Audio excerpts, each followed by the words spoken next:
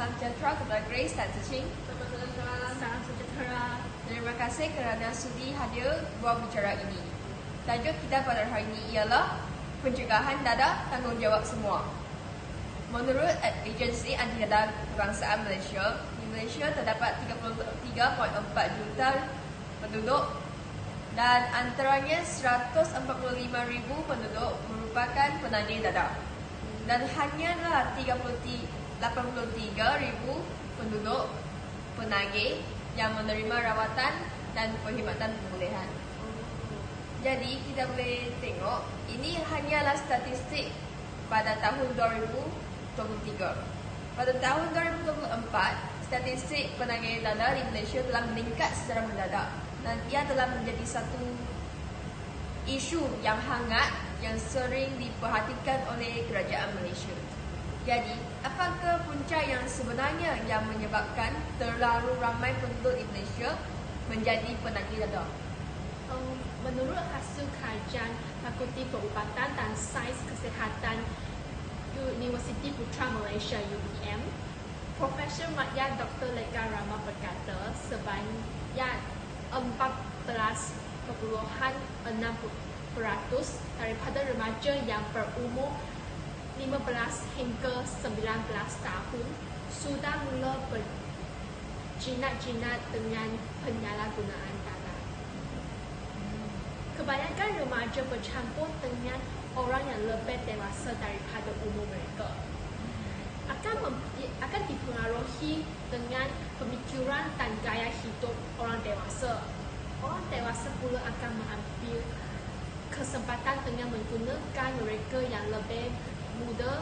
Akibatnya, golongan muda akan lebih mudah terdedah kepada risiko keruntuhan akhlak dan kekeliruan akan diri sendiri. Remaja yang tidak berhati-hati dalam memilih kawan pasti akan terikut dengan perbuatan negatif yang dilakukan oleh rakannya seperti vandalisme, ponting sekolah, buli, penyalahgunaan dadah dan sebagainya. Oleh itu, pemilihan rakan yang sesuai haruslah dilakukan dengan bijaksana oleh setiap remaja. Sekiranya rakan sebaya yang dikenali oleh mereka terlibat dalam pengambilan dadah secara tidak langsung, mereka sendiri akan terikut dengan sikap rakan mereka. Budaya ini harus dikikis kerana hanya akan menyebabkan gejala ini menjadi lebih serius dan remaja perlu bersikap rasional pada setiap masa. Ya, saya amat setuju dengan Cici. Sebab menurut Dewan Negeri Selangor pula, terdapat punca-punca utama yang penyalahan gunaan dadah di kalangan remaja tidak melibatkan perancangan jahat musuh, tetapi masalah ini berpunca daripada pengaruh sosial dan beberapa faktor, antaranya ialah kegagalan atau pendidikan agama. Sebab kebanyakan remaja akan terlibat dengan dadah sebab mereka kurang pendedahan dengan agama sendiri. Dalam pendidikan, falsafah pendidikan Malaysia juga telah menekankan unsur-unsur jerit iaitu jasmani, emosi, rohani dan intelek. Jadi kita boleh nampak unsur rohani adalah amat penting untuk melahirkan seseorang insan yang baik, yang terdidik dalam kalangan remaja dalam Malaysia ini. Pendidikan agama telah mempunyai peraturan-peraturan dan juga pantangan terhadap agama sendiri yang haruslah dipatuhi oleh setiap orang yang percaya pada agama tersebut. Kebanyakan remaja mereka melibatkan diri dalam penagihan dadah disebabkan mereka tidak mempunyai kededahan kepada peraturan-peraturan agama tersebut. Hal ini berlaku kerana ibu bapa mereka tidak memberikan perhatian kepada kanak-kanak mereka, dan selaras dengan zaman teknologi ini, remaja semakin terdedah dengan gejala-gejala sosial yang boleh merosakkan akal fikiran mereka, dan mereka sering dipengaruhi oleh isu-isu yang sensitif dalam media sosial dan sering menggalakkan mereka untuk melibatkan diri dalam penagih dada.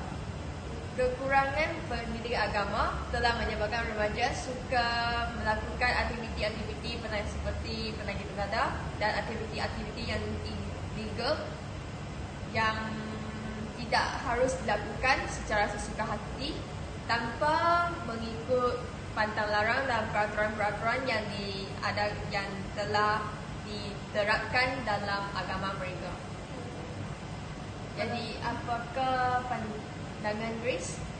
Saya amat setuju terhadap pendidikan adalah sangat penting dalam cara untuk mengelakkan mereka berdaging kepada dada, terutamanya pendidikan agama. Pada pendapat saya, punca remaja akan menagih dada adalah mereka bukan berhadapan dengan cabaran untuk belajar, tapi di sekolah mereka juga semata-mata kerana mengalami banyak stres seperti stres pembelajaran, stres kurikulum atau stres terhadap masalah sosial dengan kawan sekelas. Bukan itu sahaja, harapan yang tinggi oleh ibu bapa juga menyebabkan mereka mencapai prestasi yang cemerlang dalam pembelajaran telah menjadi satu tekanan yang hebat kepada remaja. Selain menghadiri kelas di sekolah, mereka juga terpaksa untuk menghadiri kelas tuition seperti kelas tuition mata pelajaran, kelas muzik yang mereka terpaksa minat kerana ibu bapa mereka paksa mereka untuk mempelajari alat muzik tersebut ataupun tarian kerana mereka cakap, ayah, bila kamu keluar, ini adalah peluang anda untuk menunjukkan diri sendiri supaya dapat melibatkan dalam pertandingan untuk menambah aktiviti kurikulum supaya pelajaran mereka lebih lancar. Okey. Bukan itu saja, kebanyakan ibu bapa juga menggalakkan anak mereka untuk menghadiri kelas seni pertahanan seperti taekwondo atau karate. Walaupun anak-anak tersebut tidak berminat dalam tuition atau seni pertahanan tersebut, tapi ibu bapa mereka akan memberi sebab macam, bila kamu keluar melanjutkan pelajaran, ini dapat mempertahankan keselamatan anda, dapat menjamin keselamatan anda apabila kamu seorang dekat luar. Walaupun anak-anak memang tahu ini ibu bapa akan paksa mereka untuk menghadiri kelas seni pertahanan mereka, tapi mereka akan merasa tertekan kerana mereka memang tidak berminat dalam kelas tuition tersebut. Dengan ini, mereka untuk memenuhi kehendak ibu bapa, mereka tidak mempunyai masa yang sendiri untuk berehat atau melakukan hobi yang memang digemari oleh mereka. Tekanan ini akan mendorong mereka mengambil dadah kerana kononnya ingin mencari ketenangan jiwa. Mereka juga berpendapat bahawa pengambilan dadah dapat mengurangkan tekanan yang dihadapi oleh mereka di sekelip mata sahaja. Ya, saya akan setuju dengan Grace. Jadi kita boleh nampak bahawa ibu bapa tidak semestinya memaksa anak mereka untuk menjalankan aktiviti yang anak-anak mereka tidak minat. Ini akan menyebabkan anak-anak mereka mengalami masa-masa yang kersendirian dan cenderung untuk melibatkan diri dalam penagihan dada. Jadi sebenarnya kenapa penagihan dada ini sering dibincangkan dalam masyarakat dan sering dikategorikan sebagai satu benda yang tidak baik? Sebab penagih dada ini dia akan bawa banyak kesan yang buruk, yang lebih buruk, lebih daripada negatif, yang lebih daripada positif. Ya, betul. Jadi apakah kesan-kesannya? Antara kesan adalah dari segi keluarga yang paling famous, yang paling popular dalam kalangan Malaysia ni, iaitu jika terdapat ahli keluarga antara seorang je ahli keluarga yang menagih dadah, masyarakat akan memandang serong kepada seluruh keluarga tersebut. Dan keluarga tu akan menjadi maruah mereka terjejas dan nama baik mereka juga akan runtuh. Dengan ini, ahli keluarga juga akan mengalami masalah-masalah kebebanan dari segi wang dan juga masa terhadap pengguna data akibat mereka ingin membantu ahli keluarga mereka untuk memulih daripada ketagihan data. Sebab apabila antara mereka terdapat seorang ahli yang menagih data, akan menyebabkan keluarga tersebut menghadapi masalah-masalah dari segi kewangan. Sebab seorang penagih data itu, apabila dia tidak mempunyai wang dan yang secukupnya untuk membeli data, dia akan melakukan aktiviti-aktiviti yang buruk yang akan menjadikan maruah keluarga ini terjejas, seperti dia akan mencuri, merompak harta benda orang lain. Dan ini telah mengakibatkan ibu bapa anak tersebut perlu tanggung yang kerugian yang diakibatkan oleh ahli keluarga yang menagih dana tersebut. Lama kelamaan, hubungan antara ahli keluarga tersebut akan menjadi renggang dan menyebabkan perpisahan, penceraian dan keganasan akan berlaku dalam keluarga tersebut. Jadi kita boleh nampak penagih dana ini merupakan satu benda yang tidak baik.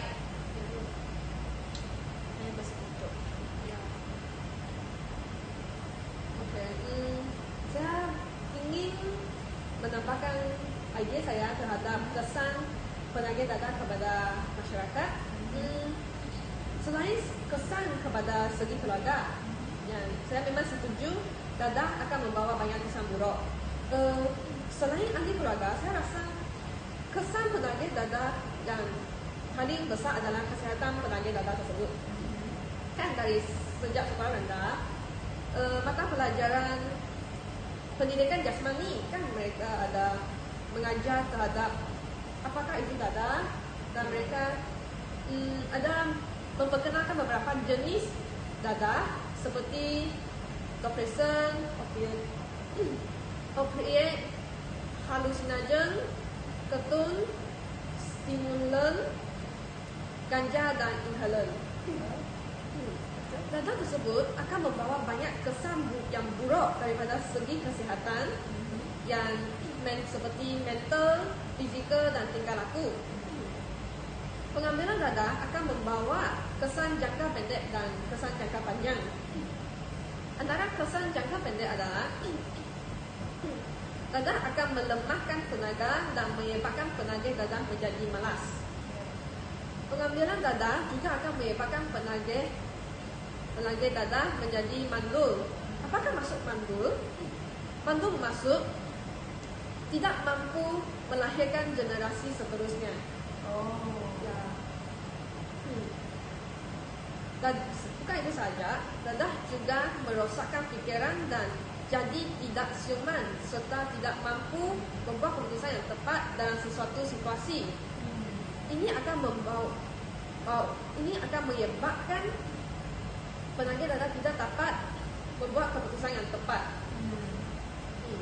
Dada juga membawa muat kerana menggunakan dada yang berlebihan dan menyebabkan penyakit pedah hati dan sakit perut.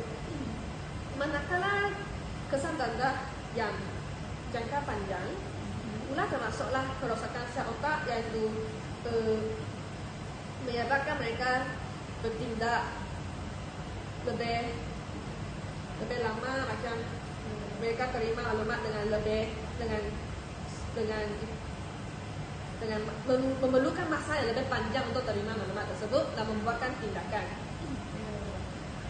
Bukan itu saja, dadah juga akan mengakibatkan kerosakan organ utama seperti jantung, paru-paru, hati dan sebagainya.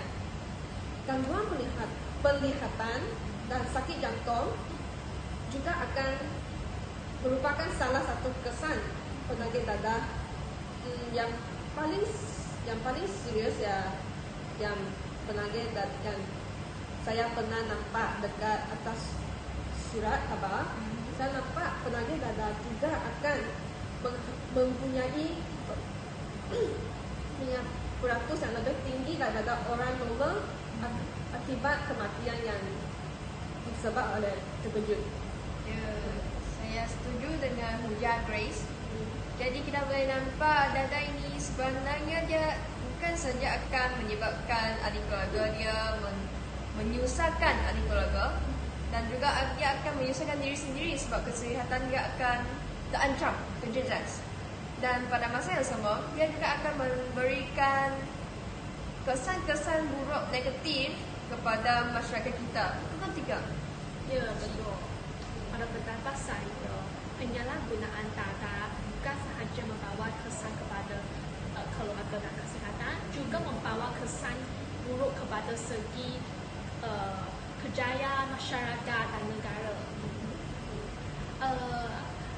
Adakah kamu semua tahu bagaimana penyalahgunaan dadah akan menjejaskan kejayaan? Saya rasa ini akan menyebabkan mereka membuat keputusan yang tidak tepat dan menyebabkan kerugian syarikat dan dipecat oleh pihak majikan. Ya, betul Grace. Sebagai contoh, seseorang yang penyalahgunaan dadah akan kuantiti kerjanya akan terjejas. Hal ini dikatakan demikian kerana akibat dadah akan membawa kesan dari segi mental. Penyakit dadah akan muncul berhalusinasi dan mengakibatkan kemalangan kerana membuat keputusan yang tidak tepat. Keputusan yang tidak tepat ini akan membawa kesan buruk kepada syarikatnya atau kerjanya. Pihak majikan dan rakan sekerja terpaksa menanggung kerugian dan kesan yang disebabkan oleh ini. Bukan sahaja dari segi ekonomi, akibat kuantiti penyakit dadah semakin meningkat. Lebih banyak orang penyakit dadah ini akan menyebabkan ekonomi negara terjejas. Hal ini disebabkan kadar perbelanjaan penagihan semakin meningkat dan menyebabkan kerugian terhadap produktiviti. Sebagai contoh, pihak kerajaan terpaksa meningkatkan kos rawatan dan perubatan, kos terhadap pencegahan dan kos terhadap perkuasaan. Ini adalah kos yang tidak perlu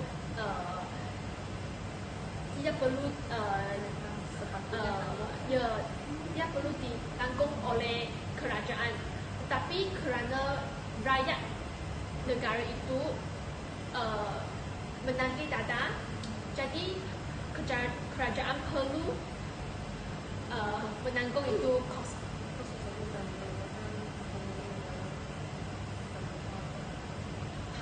Jadi ekonomi negara itu terjejas. Ya. Dan faham pula keselamatan warga negara terancam. Hal ini disebabkan kerana kadar kes jenayah meningkat. Tadi Yuning ada kata seseorang yang menghadapi masalah wang dia akan buat itu tingkah laku yang buruk. Tingkah laku yang buruk, contohnya orang itu akan pergi curi harta benda orang lain atau curi wang orang lain. Ini akan menjadikan sesuatu masalah keselamatan dalam masyarakat. Kebanyakan penyakit dadah alami masalah kewangan akibat mereka menggunakan harta benda untuk membeli dadah. dengan ini, mereka terpaksa merompak, mencuri dan menjalankan aktiviti ilegal untuk mendapatkan wang yang cukup dalam tempoh masa yang singkat supaya mereka dapat membelikan data. Oleh hal yang demikian, keselamatan dan keamanan penduduk terancam. Oh, rupanya penagih ini bukan saja akan menyusahkan keluarganya, diri sendiri, dia juga menyusahkan kerajaan. Sebab itulah kerajaan memberikan perhatian pada kes isu ini.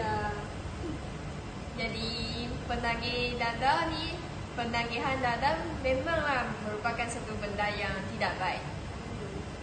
Jadi apakah langkah-langkah yang kita boleh ambil ataupun semua pihak yang boleh ambil, sebab kita kata pencegahan dada adalah tanggungjawab semua kan? Menurut agensi anti dada kebangsaan, langkah yang boleh menangani masalah penagih dada adalah melalui pendekatan. Apa itu pendekatan? Iaitu satu cara, satu saluran untuk kita nak menghentikan lebih banyak masyarakat, lebih banyak penduduk untuk menagih dada. Terdapat dua langkah pencegahan yang biasanya digunakan, iaitu pendekatan menakutkan dan pendekatan memberikan maklumat sebenar. Pihak-pihak perlu menyediakan maklumat yang mengenai penyalahgunaan dada, seperti jenis-jenis dada dan juga kesan penyalahgunaan dada seperti bahaya-bahayanya. Secara ringkasnya, pihak yang berkuasa memberikan pendedahan berkenaan dada untuk meningkatkan kesedaran masyarakat tentang kesan buruk penagihan dada ini.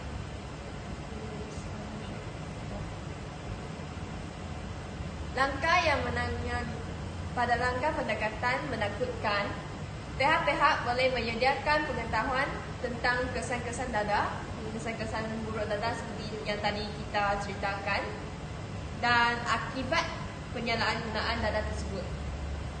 Contohnya, pihak yang berkuasa boleh memberikan maklumat tentang bahaya penggunaan dada, iaitu dada boleh membuatkan seseorang itu menghadapi terlalu banyak masalah yang dia tidak akan hadapi jika dia tidak ambil dada. Contoh, tindakan ini dapat menyekat seseorang itu untuk membuat keputusan untuk tidak mengambil dada ataupun dia ingin mengambil dada. Ingin ke tidak, pengetahuan ini akan dapat menghindarkan mereka dari menggunakan dada, seterusnya mencuba dada lain. Maklumat pendekatan ini adalah untuk menambah pengetahuan tentang bahayanya penyalahgunaan dada, dan kedua adalah untuk menimbulkan sikap negatif terhadap dada tertentu atau penggunaan dada dengan tujuan untuk mengurangkan kemungkinan penyalahgunaan dada secara am. Dan lagi satu ialah dia dapat mengurangkan masyarakat mencuba untuk mengambil dada tersebut, sebab mereka sudah tahu bahawa dada ini akan membawakan kesan-kesan yang buruk yang akan membawa terlalu banyak impak yang negatif terhadap mereka dan juga orang-orang dengan dekat sekeliling mereka. Saya memang bersetuju terhadap langkah pendekatan dapat mengurangkan penagihan dada. Dengan ini, ahli masyarakat tidak dapat mengurangkan sikap yang ingin mencuba mendapati dada dan merasakan dan menjadi seorang penagih dada. Menurut saya yang ini tadi katakan, iaitu anti dada antarabangsa, saya rasa pendekatan seterusnya adalah pendekatan untuk memberi maklumat sebenar. Pendekatan ini dia memberi pengetahuan yang tepat lagi seimbang seperti kesan-kesan dada terhadap diri seseorang dan masyarakat. Pengetahuan ini boleh mempengaruhi penagih untuk tidak akan menggunakan dadah atau akan menjauhkan mana-mana dadah yang lebih bahaya, seperti contoh-contoh yang saya bentangkan dan dekat depan. Juga, fahaman yang mendalam tentang penyalahgunaan dadah akan menghasilkan satu tindak balas yang lebih rasional. Saya rasa matlamat pertama pendekatan ini adalah untuk mengurangkan reaksi-reaksi terlampau takut kepada penyalahgunaan dadah. Seterusnya adalah untuk menambahkan pengetahuan dan perhatian berkenaan dengan berbagai aspek yang berhubung dengan masalah yang disebabkan oleh penyalahgunaan dadah. Yang seterusnya adalah untuk memperkembangkan sikap-sikap yang sesuai terhadap penyalahgunaan dadah. Akhir sekali, tindakan tersebut adalah untuk membetulkan anggapan yang salah mengenai penyalahgunaan dadah dan mereka yang terlibat dalam dadah. Ya, betul. Saya bersetuju dengan Grace dan Renee. Pendekatan adalah salah satu langkah yang sangat baik.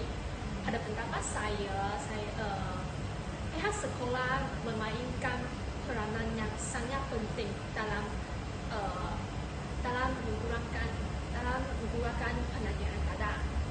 Pihak sekolah hendaklah mengadakan program anti dadah setiap tahun sekali atau 2 kali. Objektif program ini ialah melahirkan generasi muda yang bebas daripada najis dadah. Objektif kedua ialah menyediakan pelbagai kaedah dan inisiatif dalam usaha mencegah penyalahgunaan dadah dalam kalangan pelajar sekolah. Seterusnya, program ini dapat membina persegi dalam pengajaran dan pembelajaran yang kondusif. Dalam program ini, pihak sekolah boleh menjemput pegawai agensi anti dadah kebangsaan AADK untuk menyampaikan ucapan kepada para pelajar. Pihak sekolah boleh meminta pegawai AADK untuk menunjukkan jenis-jenis dadah dan menerangkan undang-undang yang berkaitan dengan penyalahgunaan dadah. Selain itu, pihak sekolah boleh mengadakan minggu anti dadah. Aktiviti yang boleh dianjurkan pada minggu anti dadah kepada pelajar ialah baca ikrar anti dadah. Ini memastikan pelajar tidak menyertai aktiviti penyalahgunaan dadah. Dan juga menyanyi lagu anti dadah untuk melahirkan semangat anti dadah.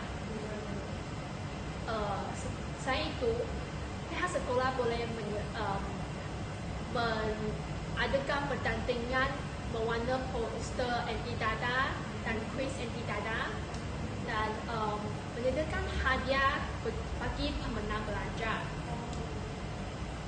Program anti dadah dapat memberikan maklumat penyalahgunaan dadah kepada pelajar supaya mereka menjauhi dadah. Maklumat pendidikan pencegahan dadah di sekolah ialah untuk memberi pengetahuan, kesedaran dan keinsafan kepada murid, guru, kaki tangan sekolah.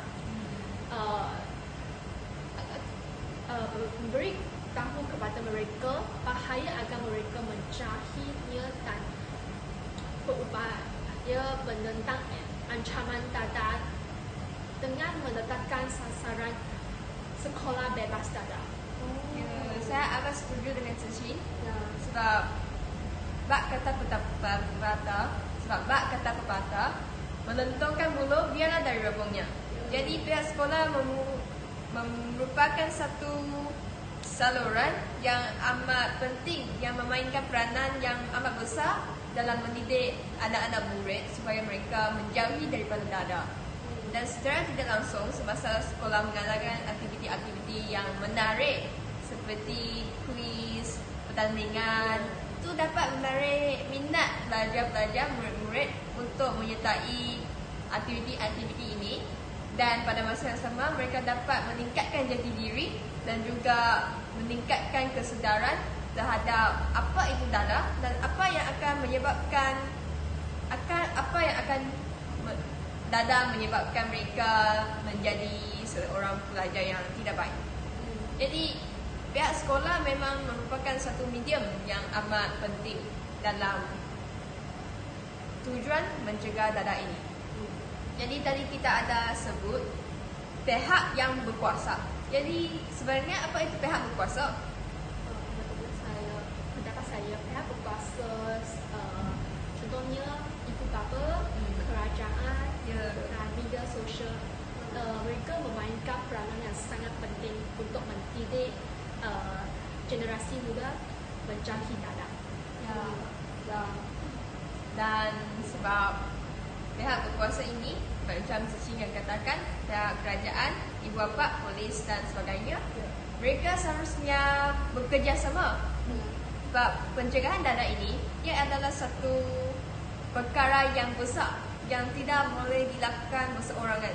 Jadi dia melibatkan kerjasama antara beberapa pihak.